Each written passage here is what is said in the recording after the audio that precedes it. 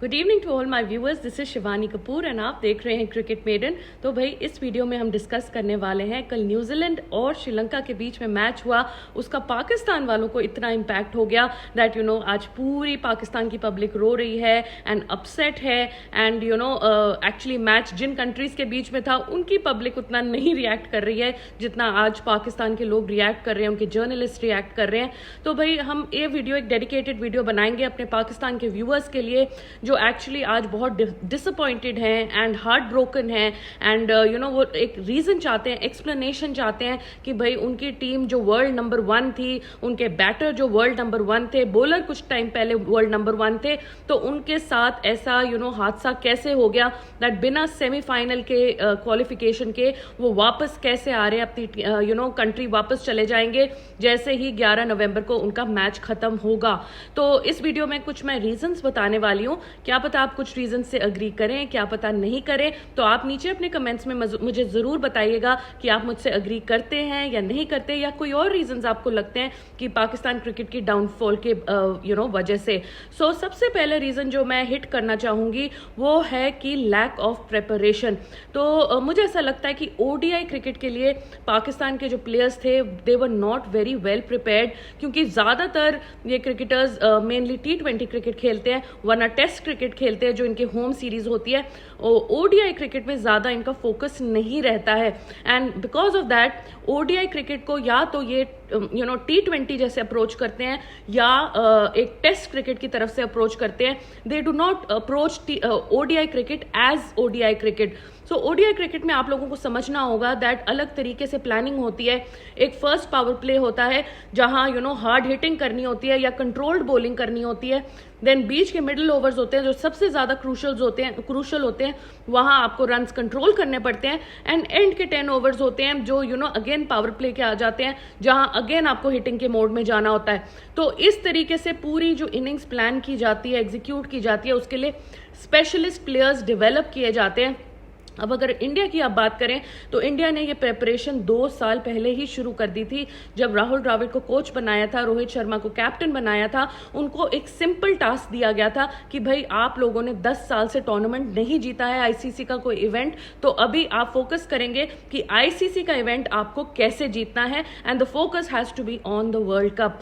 सो ये प्रेपरेशन हमारी 2 साल लगी है एंड 2 साल के बाद रिजल्ट तो आपके सामने ही है। आई नो काफी जो क्रिकेट इलिटरेट्स बैठे हैं आपके टीवी चैनल्स में और यूट्यूब चैनल्स में जो कह रहे हैं कि भाई बॉल चेंज हो जाती है, पिच चेंज हो जाती है, कुदरत का ये हो जाता है, निज़ाम हो जाता है। सो ऑल दैट इज बस नॉनसेंस वाली बातें हैं। अपनी गलतियां छुपाने के लिए अपने प्लेयर्स को ब्लेम ना आए उन पे, तो मीडिया मैनिपुलेशन की जाती है, उनको पैसे दिए जाते हैं कि ऐसी अफवाहें उड़ाने के लिए ताकि पब्लिक उन चीज़ों में बिलीव करे एंड प्लेयर्स को, पीसीबी को, बोर्ड को, किसी को कोई इल्जाम ना लगाए। तो आप प्लीज ऐसी चीजें ना सुनिए, ऐसी चीजें आपको भटकाती हैं, मेन इश्यू से भटकाती हैं एंड जो मेन प्रॉब्लम्स हैं उसको फेस आप नहीं कर पाते हो। So lack of preparation is number 1 which I consider कि पाकिस्तान की फेलियर का एक रीजन है। The second reason I feel in my opinion is poor guidance. तो पुअर गाइडेंस किसकी तरफ से आपको मिली है? एक आपके जो कोच हैं मिकी आर्थर और दूसरा जो है वो पीसीबी है। तो पीसीबी सारे गवर्नमेंट ऑफिशियल्स हैं, क्रिकेट के ज्यादा लोग उसमें नहीं आते हैं। अगर क्रिकेट से रिलेटेड कोई लोग आते हैं जैसे इंजमाम उल हक हैं या और ये सारे लोग आते हैं तो या तो वो डिसग्रेस होके बाहर निकाल दिए जाते हैं या वो पहले से ही कोई कंपनीज और ऐसी चीज़ों में इन्वॉल्व होते हैं जिसका उनका कॉन्फ्लिक्ट ऑफ इंटरेस्ट बैठ जाता है, करप्शन के चार्जेस आ जाते हैं। तो भाई काफ़ी जो क्रिकेटर्स हैं जैसे वसीम अकरम हैं और काफ़ी लोग हैं उन पे ऑलरेडी, सलमान बट हैं, आमिर हैं, उन पे ऑलरेडी फिक्सिंग के चार्जेस हैं। सो वो सीधा वो बोर्ड पे नहीं आ सकते, वो पीसीबी का पार्ट नहीं बन सकते। तो पीसीबी में जो जनरली पॉलिटिशियंस आते हैं जिनको क्रिकेट के बारे में कुछ पता नहीं रहता है एंड इसके वजह से काफी दिक्कतें हो जाती हैं। वो अपने हिसाब से डिसीजंस लेते हैं जो क्रिकेट के हिसाब से उतनी करेक्ट नहीं होती हैं। एंड सबसे बड़ा इसमें मुझे डिसीजन लगता है मिकी आर्थर की अपॉइंटमेंट। तो भाई कोच जो होता है वो 2 महीने पहले वर्ल्ड कप के अपॉइंट नहीं किया जाता एटलीस्ट एक साल पहले कोच को एक टीम बनानी होती है, प्लेयर्स सिलेक्ट करने होते हैं, ऑल्टरनेट प्लेयर्स सिलेक्ट करने होते हैं, बेंच सिलेक्ट करना होता है, and you know they have to explore all options कि पेसी विकेट में कौन खेलेगा, स्पिनिंग विकेट में कौन खेलेगा, स्लो पिचेस में कौन खेलेगा, बाउंसी विकेट्स में कौन खेलेगा, बैट्समैन एंड बॉलर बोथ। उस हिसाब से ही आपकी 15 मेंबर स्क्वाड सिलेक्ट किया जाता है एंड 3 रिजर्व वाले प्लेयर्स रखे जाते हैं। बट पाकिस्तान क्रिकेट बोर्ड का अनफॉर्चुनेटली ये जो मिकी आथर साहब है, ये एक ऑनलाइन डायरेक्टर हैं, ये दूर से अपनी टीम को हैंडल करते हैं, डर्बीशायर की कोचिंग करते हैं, बहुत सारे पैसे लेते हैं जो Pakistan I think 25 lakh rupees लेते हैं पर मंथ का, एंड ये बिल्कुल टीम को एक्सेप्ट एक्सक्यूजेस और बहाना और ये हो गया वो हो गया, बस यही स्टोरियां सुनाते रहते हैं प्रेस कॉन्फ्रेंस में और बिल्कुल कुछ डिलीवर नहीं कर पाते हैं। So I think lack of guidance, poor guidance जो है इनकी पीसीबी एंड मिकी आथर की तरफ से, ये एक और रीजन है जो पाकिस्तान का क्रिकेट इतना बुरी पोजीशन में आज पहुंच गई है। इसके बाद जो तीसरा रीजन मुझे लगता है वो है प्रेफरेंशियल सिलेक्शन। तो प्रेफरेंशियल सिलेक्शन क्या होता है, दैट आप मेरिट के बेस पे प्लेयर को नहीं सिलेक्ट कर रहे हैं, आप अपनी दोस्ती यारी के बेसिस पे कर रहे हैं। तो जनरली 2-3 वर्ड्स यूज किए जाते हैं पाकिस्तान क्रिकेट के लिए, टीम के लिए, एक है पर्ची प्लेयर्स एंड एक है दोस्ती यारी के प्लेयर्स। तो बाबर आजम को इस चीज़ का काफ़ी ब्लेम दिया जाता है कि जैसे इमाम उल हक हो गए, ऐसे प्लेयर्स को वो सिलेक्ट करते हैं जो उनके दोस्त हैं, शादाब हो गए उनके दोस्त हैं, एंड जो डिजर्विंग प्लेयर्स हैं लाइक इमाद वसीम या अबरार और भी साइम अयूब, बहुत सारे प्लेयर्स हैं जो डिजर्व करते हैं टीम का पार्ट होने के लिए, उनको मौका नहीं दिया जाता है। और ये तो बहुत ही फेमस है कि इमाद वसीम और बाबर आजम में काफ़ी लड़ाई है, तो पर्सनल प्रॉब्लम्स की वजह से उनको टीम में मौका नहीं दिया जाता है। जब उनको टीम से निकाला गया था वो वर्ल्ड के नंबर 2 ऑलराउंडर थे एंड उनको बिना इन्फॉर्म किए, बिना बताए टीम से बाहर निकाल दिया था। सो भाई ऐसी हरकतें जब होती है, बाबर 11 खेलेगा, पर्ची यारी के लोग खेलेंगे, दोस्ती यारी वाले लोग खेलेंगे, तो यार टीम कभी भी आपके मैच नहीं जीत सकती। वो सिर्फ कुदरत का निज़ाम और बहानों पे डिपेंडेंट रहती है कि कैसे अपने कौम को बेवकूफ़ बनाना है। तो ये मेरे को तीसरा रीजन लगता है कि पाकिस्तान क्रिकेट टीम इतनी बुरी हालत में क्यों है। इसके अलावा जो एक्सक्यूजेस और जो बहाने और जो आउटसाइड चीज़ों पे ध्यान ज़्यादा है इन लोगों का, जैसे प्रोटीन नहीं मिल रहा है हमें, या दिल दिल पाकिस्तानी बजा, नमाज पे कंट्रोवर्सी हो गई, ज़ैनब अब्बास की आते ही कंट्रोवर्सी हो गई। फिर मिकी आथर ये भी कह रहे थे कि सिक्योरिटी इतनी ज़्यादा है कि हम जकड़ा हुआ फील कर रहे हैं, ऐसा लग रहा है हम कोविड के टाइम में चले गए। तो भाई सिक्योरिटी भी तो आप लोगों के लिए ली गई है ना।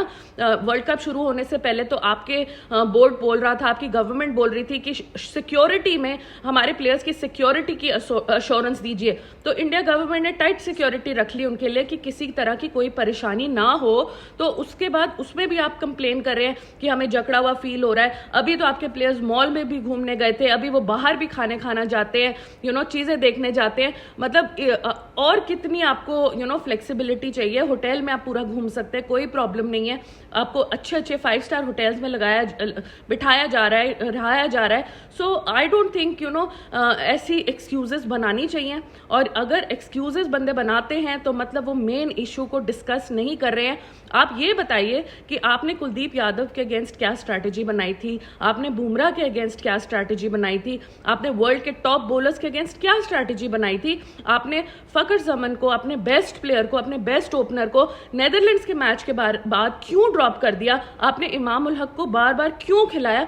ऐसी चीजों का आप जवाब दीजिए रादर देन दिल दिन Pakistan and excuses and security. तो ये मुझे चौथा रीजन लग रहा है कि पाकिस्तान का डाउनफॉल का ये जो है। इसके अलावा बहुत इंपॉर्टेंट एक रीज़न है जो मैंने नोट किया है, वो है लैक ऑफ डोमेस्टिक इंफ्रास्ट्रक्चर। तो हम सब जानते हैं कि जब इमरान खान आए थे पेट्रन एंड चीफ, उन्होंने डोमेस्टिक की 16 टीमें होती थी पाकिस्तान में, वो कट आउट करके 5 टीमें कर दी थी। और वो 16 टीम्स के जो प्लेयर्स थे, मैनेजमेंट थे, स्टाफ थे, वो सारे एकदम रोड पे आ गए थे क्योंकि उनका गवर्नमेंट जॉब्स भी चली गई थी। तो पता नहीं कैसा ये डिसीजन लिया गया। इतने प्लेयर्स जो है अब कोई चाय बेच रहा है, कोई कोई मजदूरी का काम कर रहा है, कोई ऐसा कर रहा है, जबकि उनमें टैलेंट है। तो मुझे लगता है कि डोमेस्टिक साइड में या तो किसी का बाप, बेटा, चाचा, भतीजा, भांजा खेल रहा होता है, या जो डोमेस्टिक के प्लेयर्स ही हैं, आपने अगर 5 टीमें कर दी हैं और 16 टीमें से कट कर दिया। अब इंडिया का डोमेस्टिक स्ट्रक्चर देखिए, रणजी ट्रॉफी किया जाता है, हर स्टेट की अपनी टीम है, रेलवेज की अपनी टीम है, मतलब अनगिनत टीमें और अनगिनत प्लेयर्स खेलते हैं और उसमें से सिलेक्शन होती है। इतना टफ प्रोसेस है, मतलब टैलेंट का पूल इतना ज्यादा बनाया जा रहा है, इतने टैलेंटेड प्लेयर्स को ग्रूम किया जा रहा है कि मतलब सोचने वाली बात है। तो भाई डोमेस्टिक क्रिकेट को अगर आप ग्रास रूट क्रिकेट को आप ही किल कर देंगे तो ऊपर ऊपर आपका टैलेंट कैसे आएगा, तो अगर आप ग्रास रूट क्रिकेट को इस तरीके से 16 से 5 टीम करेंगे तो डेफिनेटली आपका कम टैलेंट आएगा ऊपर, और वो ही कम टैलेंट वाले लोग खेलते रहेंगे एंड आपकी टीम हारती रहेगी। तो अब मैंने ये सुना है कि शाहिद अफरीदी ने डोमेस्टिक क्रिकेट को इम्प्रूव करने का जिम्मेवारी अपने ऊपर ली है। तो क्या पता वो कुछ चेंज ले आए, वो दोबारा से सिस्टम को वैसे ही क्रिएट कर दे एंड हम आगे कुछ सालों में ज्यादा टैलेंट और ज्यादा पूल ऑफ प्लेयर्स को देखें। इसके अलावा जो मैं पर्सनल मेरा ख्याल है, आई डोंट नो अगर मेरे व्यूअर्स इससे अग्री करेंगे या नहीं करेंगे, बाबर आजम की captaincy has been poor all throughout. मतलब अभी इस टूर्नामेंट की भी बात नहीं है, आप बाकी टूर्नामेंट्स भी देखिए, एशिया कप देखिए, जो आपके घर के होम सीजन के टूर्नामेंट्स हुए थे, जैसे ऑस्ट्रेलिया आई थी एंड देन इंग्लैंड आई थी और न्यूजीलैंड आई थी। आप सीरीज पे सीरीज हारी जा रहे हैं। आप अजीब 37-38 ईयर ओल्ड कोई नुमान अली करके कोई इनका स्पिनर था, आप उनको ले आए। इंग्लैंड का इतना बुरा हाल आपका चल रहा था, फिर भी आप उनको ले आए। मतलब कोई सेंस ही नहीं बनती है कि ऐसे लोगों को आप इंडक्ट कर रहे हैं और टैलेंटेड प्लेयर्स को आप बाहर बैठा रहे हैं, उनको इंटरनेशनल एक्सपोजर नहीं दे रहे हैं। जहां बैटिंग लेनी होती है आप बॉलिंग ले लेते हैं, टॉस जीत के भी उल्टा डिसीजन ले लेते हैं। बैटिंग फ्रेंडली विकेट में आप इंडिया को बैटिंग करने के लिए बुला लेते हैं। सो मुझे लगता है ऐसी बहुत सारी गलतियां हुई हैं जहां पेसर्स को लाना चाहिए एंड ओवर्स में, वहां आप अपने बेस्ट फ्रेंड शादाब को ले आते हैं। फील्ड प्लेसमेंट्स आपकी अजीब सी, एंड में चौके चले जाते हैं जो मैच जिससे आप हार जाते हैं और फिर आप नवाज पे चिल्लाते हैं। सो मुझे लगता है very very poor captaincy by Babar Azam. उसके बाद वो सैड सा फेस बना के बैठ जाते हैं, लोग काफ़ी फील बैड करते हैं उनके लिए कि ये तो बहुत सैड हो गए हैं। हमें भी, मेरे को खुद उनकी प्रेस कॉन्फ्रेंस देख के उन पे तरस आ रहा था कि यार बाबर की इतनी भी गलती नहीं है, बट एक्चुअली उनकी गलती है। वो गलत मतलब कैप्टनसी कर रहे हैं, वो इक्विप्ड नहीं है। एक अच्छा कैप्टन डेवलप करना पड़ेगा पाकिस्तान को। अभी प्रेजेंट टीम में कौन हो सकता है मेरे को बिल्कुल आइडिया नहीं है इस चीज का, बट क्योंकि ना मैं शाहिन शाह अफरीदी को 3 फॉर्मेट का बॉलर मानती हूँ और ना मैं रिजवान को कैप्टनसी मटीरियल मानती हूँ। तो एक कैप्टन उनको ग्रूम करना पड़ेगा कि जो बाबर की जगह ले सकते हैं। एंड सरफराज से मैं बिल्कुल अग्री नहीं करती कि वो कैप्टन बनने चाहिए, क्योंकि वरना आप क्रिकेट में आगे जाने के बजाय आप 5 साल पीछे चले जाएंगे। तो एक नया कैप्टन को ही आपको ग्रूम करना पड़ेगा एंड उसको स्लोली टेक ओवर करना पड़ेगा पाकिस्तान क्रिकेट टीम को।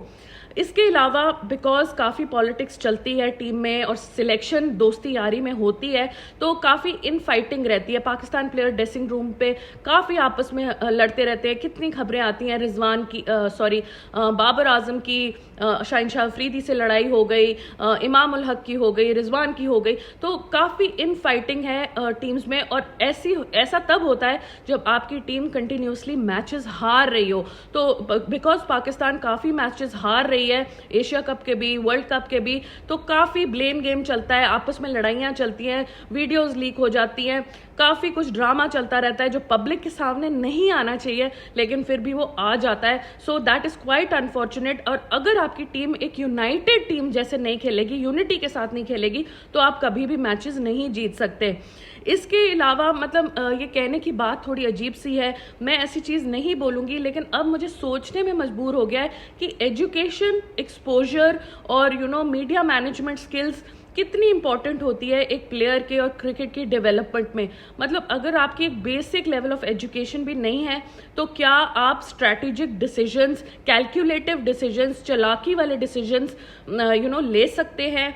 या अगर आपकी मीडिया मैनेजमेंट की स्किल्स नहीं है तो क्या आप करेक्टली अपनी कंट्री को रिप्रेजेंट कर सकते हैं? सो मुझे इस चीज़ पे भी थोड़ा क्वेश्चन मार्क है दैट पाकिस्तान के प्लेयर्स का जो लैक ऑफ एक्सपोजर है एंड लैक ऑफ एजुकेशन है एंड जो एकदम रैंडम डिसीजंस ले लेते हैं। तो अगर आप प्रॉपरली एजुकेटेड हैं और अगर आपको चीज़ों को टैकल करना आता है, क्योंकि एजुकेशन सिर्फ इंग्लिश बोलना या पढ़ाई लिखाई नहीं होता, वो आपको चीज़ों को फेस करना सिखाता है, चीज़ों के सॉल्यूशंस निकालना सिखाता है। तो अगर आप अपनी एजुकेशन लेवल थोड़ा बढ़ाएं तो आपको चीज़ें बेटर वे से हैंडल करने का एक तरीका आता है। तो there is a very sensitive way to, मैं बहुत सेंसिटिव वे से इस चीज को पुट फॉरवर्ड कर रही हूँ कि एजुकेशन बहुत इंपॉर्टेंट होती है अगर आपको स्ट्रेटेजिकली अपनी करेक्ट और अच्छे डिसीजंस लेने हैं अपने कंट्री के लिए। तो may be this also should get looked into. Shan Masood हैं, इमाद वसीम हैं, ऐसे काफ़ी प्लेयर्स हैं जो सेंसिबल लगते हैं, एजुकेटेड लगते हैं, ऐसा लगता है वो कमांड ले सकते हैं अपनी टीम की। तो उस हिसाब से शायद उन प्लेयर्स को थोड़ा सा ज़्यादा प्रमोशन मिलनी चाहिए to represent Pakistan as a country. अब आप विराट कोहली को, रोहित शर्मा को, हार्दिक पांड्या को, बुमराह को, सबको देखिएगा तो वो कितनी अच्छे से मीडिया को हैंडल करते हैं, कंट्री को मैनेज करते हैं। जब हमारी कंट्री बुरा भी करती है तब भी वो प्रॉपर एक्सप्लेनेशंस देते हैं कि भाई ये हुआ और ये नहीं हुआ और ये प्रॉब्लम्स थी। तो आपको प्रॉब्लम को पिन पॉइंट करना आना चाहिए, गलतियां एक्सेप्ट करना आना चाहिए, चीज़ों के पीछे छुपना नहीं है। और एजुकेशन का इस चीज़ में आई थिंक बहुत बड़ा रोल होता है। इसके अलावा बहुत छोटी छोटी बातें हैं जो मैं सोच रही हूँ, लाइक ओल्ड स्टाइल क्रिकेट है, 90s के क्रिकेट खेल रहे हैं, स्लो क्रिकेट खेल रहे हैं, अग्रेसिव, मतलब क्रिकेट कहाँ से कहाँ पहुँच गई है। लेकिन अभी भी हम पाकिस्तान के जो लोग हैं, हम इंडियंस नहीं बट पाकिस्तान के जो लोग हैं वो एक डिफरेंट एरा में फंसे हुए हैं, सईद अनवर के, सलीम मलिक के, उस एरा में फंसे हुए हैं, उसी स्टाइल की क्रिकेट खेल रहे हैं कि भाई 5 रन पर ओवर से बनाओ, 4 रन पर ओवर से बनाओ, टुक टुक करो, अपने 50s बनाओ, रैंकिंग खेलो। तो ये बातें बहुत ज़्यादा पुरानी हो गई हैं, अब इन बातों का कोई मतलब भी नहीं है। मतलब इंडियंस तो रैंकिंग को कुछ कंसिडर भी नहीं करते हैं। जैसे शुभमन गिल नंबर 1 हो जाते ऑस्ट्रेलिया की 3rd ODI के बाद, लेकिन रोहित शर्मा ने उनको रेस्ट दे दिया कि भाई वर्ल्ड कप के लिए तुझे रेडी होना है, अब तो रेस्ट करेगा। सो उन्होंने बिल्कुल परवाह नहीं की कि भाई उसको 18 या 20 रन चाहिए थे वर्ल्ड नंबर 1 बनने के लिए, लेकिन he was dropped, he was rested कि भाई अभी टीम को ये जरूरत है कि आप फर्स्ट मैच के लिए जो इंडिया का होगा ऑस्ट्रेलिया से, उस मैच के लिए आप फ्रेश हो। वो तो बड़ी अनफॉर्चुनेट बात है कि वो डेंगू हो गया उन्हें और 2 मैचेस मिस हो गए, बट रैंकिंग के लिए कोई फोकस नहीं होता है। अगर टीम अच्छा परफॉर्म करेगी, प्लेयर्स अच्छा परफॉर्म करेंगे तो ऑटोमेटिकली आपकी रैंकिंग भी ऊपर आएगी। अब देखिए हमारे प्लेयर्स की रैंकिंग है, 3 बैट्समैन टॉप 10 में, 4 बॉलर्स टॉप 10 में, एंड अभी धीरे धीरे मुझे ऐसा लग रहा है कि टॉप 1, 2, 3, 4 पोजीशंस भी हमारी हो सकती हैं दोनों में, जिस हिसाब से इंडिया खेल रही है। तो आई फील अगर आप प्लेयर रैंकिंग के पीछे भागोगे तो सब कबाड़ा हो जाएगा, लेकिन अगर आप टीम रैंकिंग के पीछे भागोगे और विंस के पीछे भागोगे तो आपके प्लेयर्स भी ऑटोमेटिकली प्लेयर रैंकिंग में ऊपर आते रहेंगे। इसके अलावा एक लास्ट रीज़न है जो मैं सोचती हूँ कि पाकिस्तान क्रिकेट का डाउनफॉल का रीज़न है, वो है जो flat tracks and smaller teams के साथ वो खेलते हैं। अपने उनके पाकिस्तान में एकदम फ्लैट ट्रैक्स होते हैं, फट्टे विकेट होते हैं। बाबर आजम की सेंचुरी के लिए रमीज राजा जब चेयरमैन थे उन्होंने बोला, जब उनसे पूछा गया कि आप इतना फ्लैट ट्रैक क्यों बना रहे हैं, तो उन्होंने सिंपली ये कहा कि क्या आप बाबर आजम की सेंचुरी नहीं देखना चाहते। तो यार एक चेयरमैन अगर आपकी प्लेयर की सेंचुरी प्रमोट करने के लिए इस टाइप के पिचेस बना रहा है तो भाई ओवरऑल हम पूरे सिस्टम का और क्या ही कह सकते हैं। ये बताता है कि वो प्लेयर्स को और उनके रिकॉर्ड्स को ज़्यादा इंपॉर्टेंस दे रहे हैं और पाकिस्तान क्रिकेट टीम को नहीं दे रहे हैं। इसके अलावा Zimbabwe, West Indies, Ireland, Scotland, ऐसी टीम्स के साथ, नेपाल, ऐसी टीम्स के साथ जब बड़े बड़े प्लेयर्स खेलेंगे और रिकॉर्ड्स के लिए खेलेंगे तो ऑब्वियसली वो प्लेयर्स टायर होंगे, इंजर होंगे। अब नसीम शाह को देख लीजिए, वो इतने लीग्स खेलते हैं, छोटी टीमों के साथ खेलते हैं, और अल्टीमेटली जब बड़ा टूर्नामेंट आया, वर्ल्ड कप आया, तो वो इंजर हो गए। तो एक रोटेशन पॉलिसी ही नहीं है कि बड़े प्लेयर्स को छोटी टीमों के अगेंस्ट रेस्ट दे दिया जाए एंड डेवलप किया जाए बाकी प्लेयर्स को और भी प्लेयर्स को कि वो छोटी टीम्स के साथ आप खेलिए और एक्सपोजर लीजिए। तो अगर आप हर प्लेयर को उनकी रैंकिंग और उसके रिकॉर्ड बनवाने के लिए छोटी टीमों को पीटेंगे और छोटी टीमों के विकेट्स लेंगे, तो मुझे ऐसा लगता है कि अल्टीमेटली जब बड़ा टूर्नामेंट आएगा वो इंजर हो जाएंगे, टायर्ड हो जाएंगे, खेल नहीं पाएंगे, एंड देन आप बड़े टूर्नामेंट्स में बेइज्जती फेस करोगे जैसे इस टूर्नामेंट में आपके साथ हो रही है। एनीवे, मैंने काफ़ी कुछ समराइज करने की कोशिश की है। दूसरा, मुझे ऐसा लगता है कि पाकिस्तान मीडिया को थोड़ा अपने ऊपर कंट्रोल रखना चाहिए। ऐसी लूज स्टेटमेंट्स पास करना कि बीसीसीआई और आईसीसी ने खरीद लिया है, श्रीलंका को कभी हम खरीद लेते हैं, कभी ऑस्ट्रेलिया को खरीद लेते हैं, कभी साउथ अफ्रीका को खरीद लेते हैं, कभी हम बारिश रोक देते हैं, बादलों को बरसने से रोक देते हैं, कभी पिच चेंज हो जाती है, कभी बॉल चेंज हो जाती है, कभी डीआरएस उल्टा पुल्टा हो जाता है। तो मुझे लगता है कि आप ऐसी एक्सक्यूजेस सिर्फ पब्लिसिटी के लिए ऐसी बेकार सी एक्सक्यूजेस देना बंद करिए। जैसे ग्रेट वसीम अकरम ने कहा है, जो आपके क्रिकेटर है, उन्होंने कहा है कि भाई ऐसी शर्मनाक बातें करके आप अपनी बेइज्जती नहीं, मेरी भी बेइज्जती, हमारी सबकी बेइज्जती करवा रहे हैं। तो आप पूरे पाकिस्तान एज अ कंट्री की बेइज्जती करवा रहे हैं। तभी सोशल मीडिया में, ट्विटर में, इंस्टाग्राम में इतना मजाक इसीलिए उड़ता है क्योंकि कोई ऐसी एक बंदा ऐसी फालतू बातें उड़ाने लग जाता है, करने लग जाता है, एंड फिर सारे लोग उसको फॉलो करने लग जाते हैं और मानने लग जाते हैं। सो आप ऐसी बातें मत करिए, क्रिकेट पे फोकस करिए। वर्ल्ड कप अब ऑलमोस्ट आपका खत्म हो गया है, कोई उम्मीद मत रखिए कि लास्ट मैच में कुछ होगा, क्योंकि दिल दोबारा टूटेगा और मैं नहीं चाहती कि स्पेशली मेरे व्यूअर्स का दोबारा से कोई दिल टूटे। तो आप बिल्कुल सोच लीजिए कि वर्ल्ड कप खत्म हो गया है, अब टीम को वापस आना है, टीम के चेंजेस होने वाले हैं, एंड उन चेंजेस में बेस्ट चेंजेस हों ताकि टीम आगे मैचेस जीते। चलिए, that is it for this video. And अगर आपको चैनल पसंद आए, वीडियो पसंद आए, तो वीडियो को लाइक करना, चैनल को सब्सक्राइब करना, एंड नीचे कमेंट्स में जरूर बताना आप कौन सी बातों में मेरी अग्री कर रहे हैं, और अगर आपको कोई और रीजन लगता है कि पाकिस्तान क्रिकेट के डाउनफॉल का, तो आप जरूर कमेंट्स में आप मुझे बताइएगा। Thank you so much for watching and take care.